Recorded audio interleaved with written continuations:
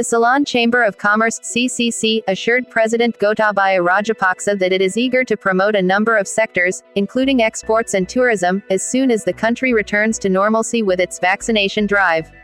The president has implemented the policies listed in the Vistas of Prosperity and Splendor national policy framework amidst the COVID-19 pandemic.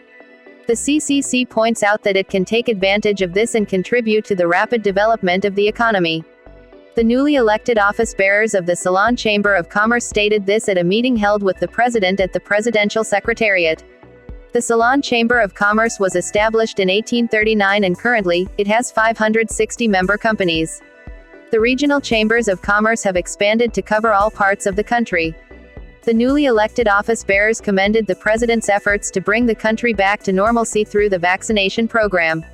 Infrastructure has been rapidly developed, especially the road network. They pointed out that its benefits would greatly enhance investment opportunities in the near future. The officials of the CCC highlighted the possibility of expanding export opportunities by entering into a free trade agreement with the UK. The officials said the National Agenda Committees of the CCC has paid special attention to the government's programs implemented to promote sustainable energy, agriculture and the field of technology. The investors are discouraged by some of the laws and regulations that are in effect. The president said one of the main objectives of the government is to remove such obstacles and to encourage exports by preventing corruption and malpractices through the introduction of digitalization. The president said that the government's responsibility is to create employment opportunities and pointed out the need to provide opportunities for the new generation to come forward as entrepreneurs and businesspersons. Secretary to the President P.B. Jayasundara, Economic Policies and Plan Implementation Ministry Secretary Anusha Pelpada and other officials, former Chairman of Ceylon Chamber of Commerce Hans Wijesurya, new Chairman V. Govindasamy and the new office bearers of the Ceylon Chamber of Commerce were also present. First of all, I also must congratulate you in making sure the vaccinations are now in full force, and I think that's a great blessing for the private sector. At least people can get back to work. And that's really helping us. I think we have a good opportunity even with the UK Excellency to do a free trade, because now they're doing lots of free trades because they have come out of the European Union. Yeah.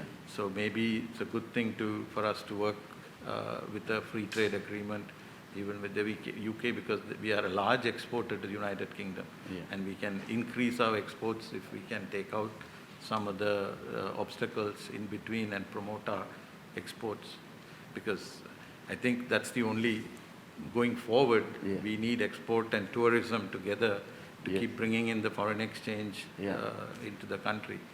So our thrust from the chamber will be continuously working towards getting more exports and pushing the tourism, because I think a lot of infrastructure has been put in the last few years for tourism. So now I think it's best time to use those infrastructure.